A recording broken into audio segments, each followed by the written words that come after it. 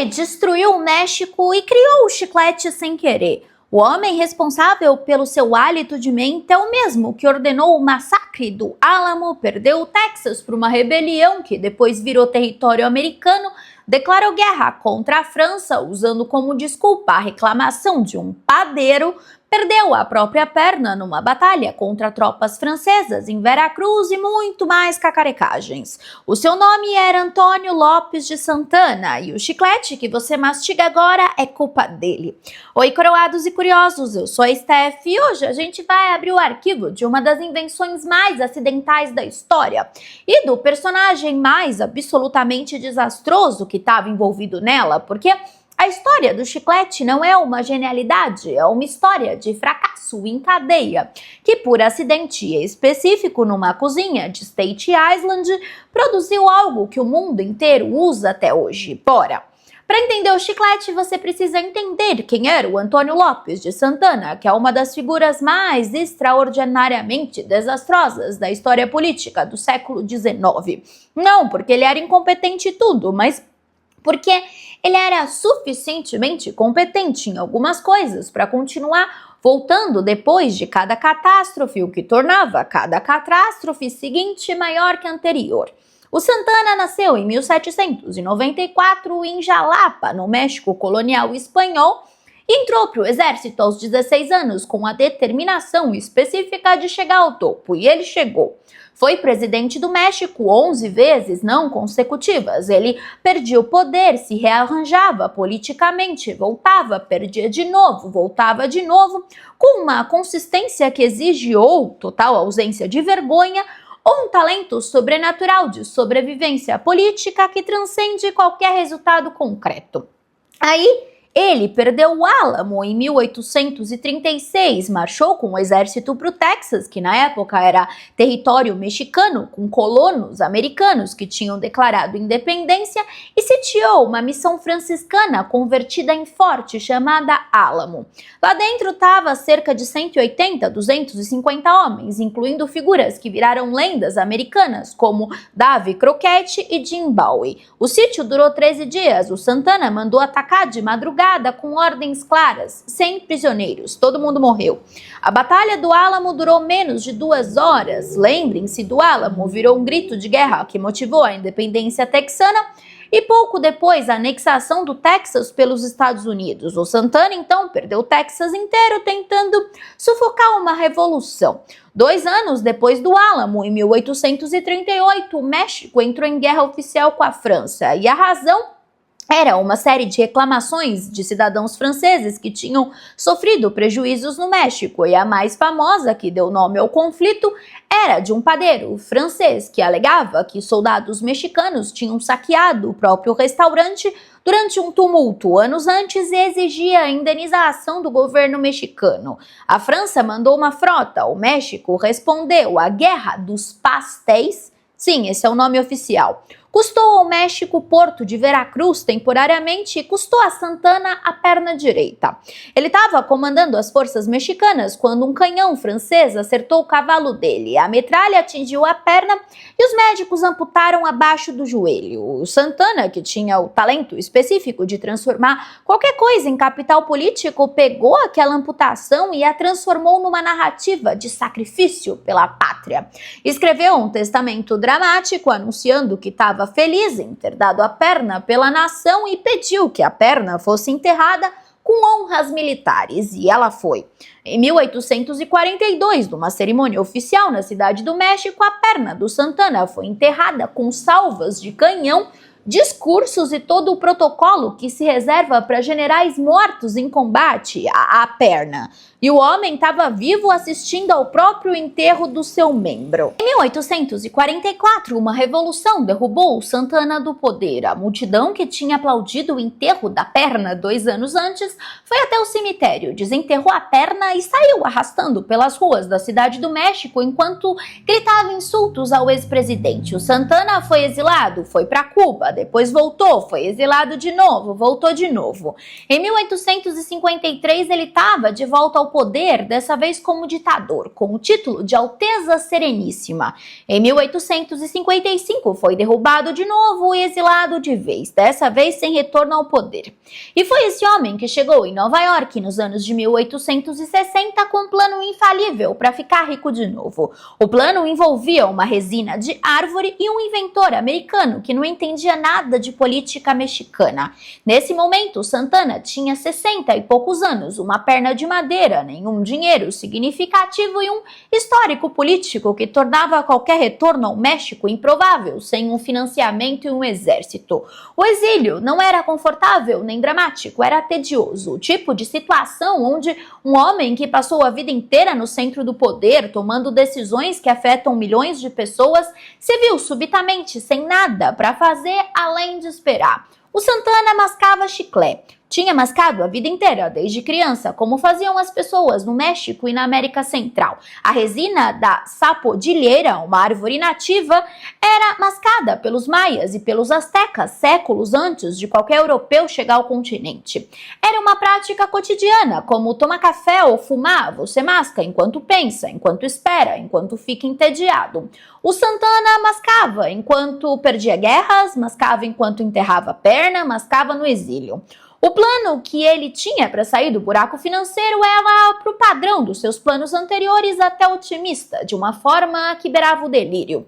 A ideia era vender o chiclete, a resina, como substituto da borracha natural. O mundo industrial do século XIX dependia da borracha para tudo: pneus de carruagem, botas impermeabilizadas, mangueiras, vedações, correias de transmissão. A borracha natural vinha principalmente da Amazônia e do Sudeste Asiático, e qualquer material que pudesse substituir ou complementar o suprimento seria muito lucrativo. O Santana tinha acesso a toneladas de chiclete do México e, se conseguisse convencer alguém com conhecimento técnico de que aquilo poderia ser vulcanizado como borracha, teria a matéria-prima e o fornecimento, mas faltava o técnico. Thomas Adams tinha 50 e poucos anos, morava em Staten Island, era inventor e comerciante, o tipo de figura que o século XIX americano produzia em abundância: homens com curiosidade prática, algum conhecimento técnico, disposição para experimentar e olho para a oportunidade comercial.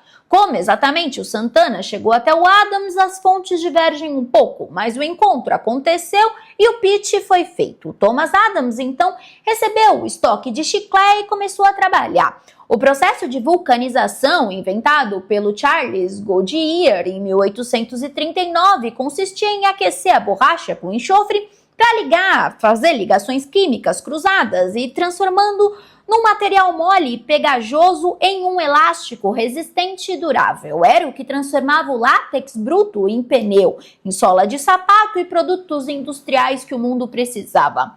O problema é que o chiclete não era borracha. Quimicamente, são materiais completamente diferentes. Quando você tenta vulcanizar o chiclete, o que você obtém não é uma borracha vulcanizada, é uma massa pegajosa, inconsistente, que não mantém forma, não tem resistência mecânica necessária para a fabricação industrial e não serve para nada. O Adams passou meses tentando, ajustou a temperatura, variou a quantidade de enxofre, misturou outros materiais, tentou processos diferentes, sequências diferentes, condições diferentes e cada tentativa produzia o mesmo resultado: um fracasso de textura diferente. Ele tentou fazer bota, não funcionou, o material não tinha impermeabilidade nem resistência. Tentou fazer brinquedo, não funcionou, o material não mantinha forma. Tentou fazer qualquer coisa que pudesse ser vendida e não funcionou. E o estoque de chiclete continuava lá, toneladas de resina tropical, inútil, ocupando o espaço e representando dinheiro jogado fora. E durante todos esses meses de teste, o Santana ficava por perto, nervoso, impaciente, sem dinheiro e mascando. O Santana não sabia como explicar em inglês suficientemente claro o que queria. O Adams não sabia como explicar em espanhol suficientemente claro que o projeto estava fracassando. Os dois ficaram se olhando através da barreira do idioma e do fracasso químico, unidos apenas pela resina e uma árvore tropical e expectativas que não iam se realizar.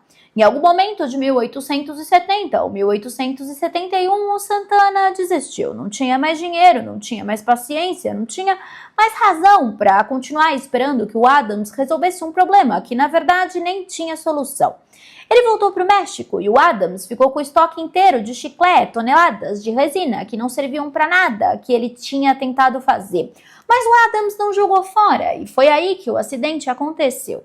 O Thomas Adams ficou olhando para o estoque de chiclete e pensando, não como um inventor fracassado, como um homem prático tentando recuperar alguma coisa de um investimento que tinha ido por água abaixo. E em algum momento, o cérebro dele fez uma conexão que não tinha nada a ver com a borracha, vulcanização ou indústria.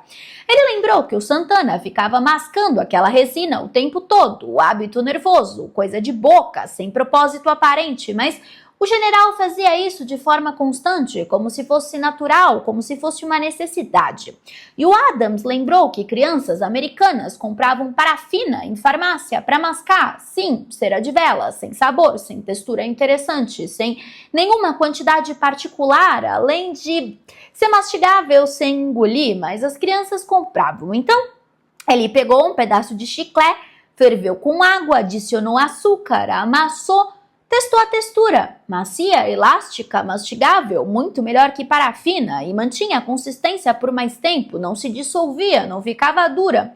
Era objetivamente um material muito superior para mascar do que qualquer coisa que tinha no mercado americano naquele momento. Ele enrolou então pequenas porções em papel colorido, foi até a farmácia da esquina na região onde ele morava, entre Staten Island e Nova York, e deixou para vender por 1 centavo cada. Ele voltou no dia seguinte, tinha acabado tudo, o farmacêutico queria mais. Aí o negócio escalou, ele distribuiu para outras farmácias e em 1871 ele registrou a empresa Adams New York Chewing Gum Company. O produto era vendido em bolinhas, sem sabor, as chamadas Adams New York número 1. Simples, barato, mastigável e um sucesso imediato entre crianças e adultos que nunca tinham tido uma opção melhor que parafina. E esse é considerado o primeiro chiclete comercial produzido em escala nos Estados Unidos. O Adams entendeu rapidamente que o produto precisava evoluir. Em 1884, ele lançou o Black Jack, o primeiro chiclete aromatizado da história americana com sabor de alcaçuz. Foi um sucesso ainda maior. A ideia de colocar sabor no chiclete abriu um mercado que ele mal sabia imaginar. O Black Jack existe até hoje e é considerado o chiclete mais antigo ainda em produção contínua nos Estados Unidos. O Adams continuou inovando, foi um dos primeiros a usar máquinas de venda automática, instalando dispensers de chiclete nas estações de metrô de Nova York no final dos anos de 1880.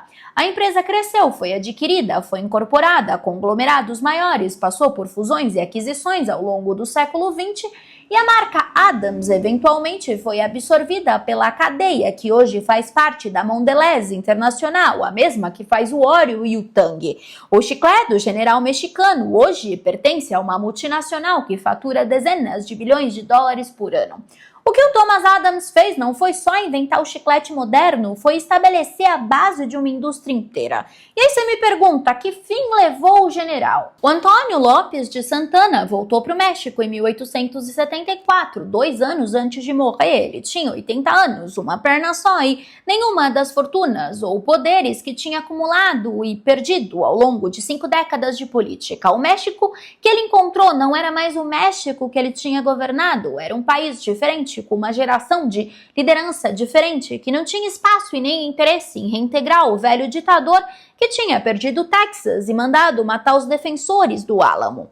Ele passou os 2 últimos anos da vida em relativa obscuridade, recebendo visitas ocasionais de pessoas que queriam ouvir as histórias do passado e mascando chiclete, como sempre tinha feito. Ele morreu em junho de 1876, sem saber que o estoque de chiclete que tinha tentado vender como substituto de borracha em Staten Island tinha virado uma indústria, sem saber que o Thomas Adams estava rico, sem saber que o hábito nervoso que ele tinha desde criança, mascar resina, enquanto pensava em como recuperar o que tinha perdido, Era exatamente o que o Adams havia observado e transformado em produto, e sem saber que o único legado duradouro de 11 presidências de guerras perdidas, de territórios cedidos, de uma perna enterrada com honras militares e desenterrada por uma multidão furiosa, era o chiclete.